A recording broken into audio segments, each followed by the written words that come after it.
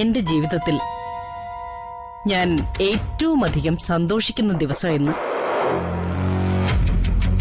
ഞാൻ ഏറ്റവും വാത്സല്യത്തോടെ വളർത്തിയ എന്റെ ഇളയ മകന്റെ കല്യാണം ഉറപ്പിക്കുന്ന ദിവസം. അതെ രമേ, ഞങ്ങൾക്കും മകനേക്കാൾ കുറച്ചു കൂടുതൽ ഇഷ്ടം മോളോടാണ്.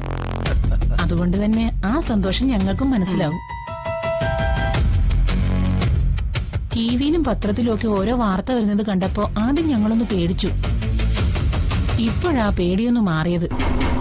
ഓരോ ബന്ധങ്ങളും സ്വർഗത്തിൽ വെച്ച് തന്നെ നിശ്ചയിക്കപ്പെട്ടാണെങ്കിൽ മഹിയും ദീക്ഷയും ഒന്നിക്കേണ്ടത് ദൈവനിശ്ചയ. അത് മറികടക്കാൻ ആർക്കും പറ്റില്ല. അതെ അതെ, വരാനുള്ളത് വഴിയിൽ തങ്ങില്ലല്ലോ. നിന്റെ കാര്യത്തിൽ അങ്ങനെയാണല്ലോ സംഭവിച്ചേ. കണ്ടകശനി കൊണ്ടേ പോവൂ. ഭദ്രേട്ടാ, ഈ ബന്ധം തടയാൻ ദൈവത്തിന് പോലും കഴിയില്ല.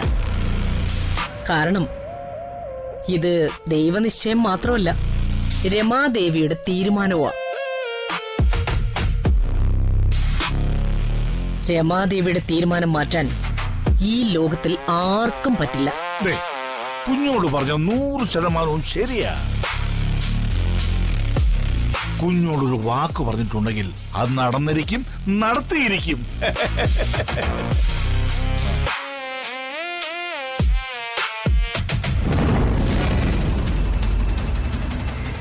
ചിന്നു,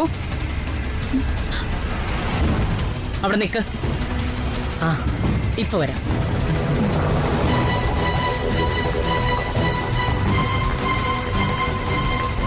മന്ത്രി അവനെന്തെങ്കിലും വഴിയുണ്ടോ സാറേ?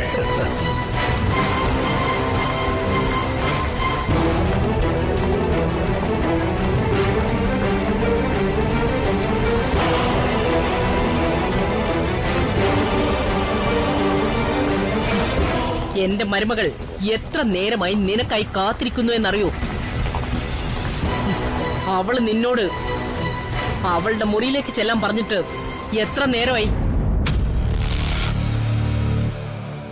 നീ എന്താ തമ്പുരാട്ടി ചമഞ്ഞ് കളിക്കണോ?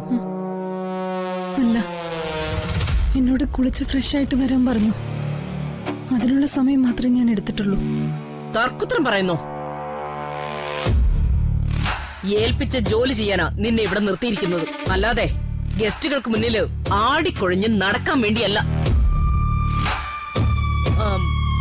നീ കുളിച്ചിട്ടാണ് വരുന്നതെങ്കിലും ഇട്ടിരിക്കുന്ന ഈ ഡ്രസ്സ് രാവിലെ ഇട്ടതല്ലേ?